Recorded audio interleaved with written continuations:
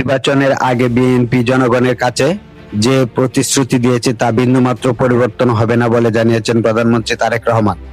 মঙ্গলবার 10 মার্চ রাজধানীর করাইল বস্তি সংলগ্ন বনানী টিএনটি মাঠে ফ্যামিলি কার্ড কর্মসূচির উদ্বোধন অনুষ্ঠানে তিনি এই কথা বলেন।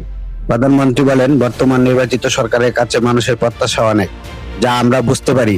মধ্যপ্রাচ্যের পরিস্থিতি বা সমসাময়িক বৈশ্বিক পরিস্থিতির কারণে কিছু ক্ষেত্রে হয়তো সময় বেশি লাগতে পারে, কিন্তু আমরা আমাদের প্রতিশ্রুতি থেকে বিন্দুমাত্র বিচ্যুত হব না।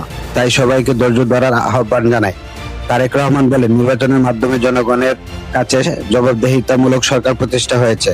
1 মাসের কম সময়ের মধ্যে জনগণের কাছে দেয়া প্রতিশ্রুতি বাস্তবায়ন শুরু করেছে সরকার। সরকার প্রধান বলেন, আজ অত্যন্ত গুরুত্বপূর্ণ ও ঐতিহাসিক দিন। আল্লাহর দরবারে শুকরিয়া আদায় করছি। আজ আমার জন্য ব্যক্তিগতভাবে আবেগের দিন। বিএনপি ও বর্তমান সরকারের জন্য এই দিনটি ঐতিহাসিক। ফ্যামিলি কার্ড বাস্তবায়নের দীর্ঘদিন ধরে পরিকল্পনা করেছি, আজ তার বাস্তবায়ন হচ্ছে।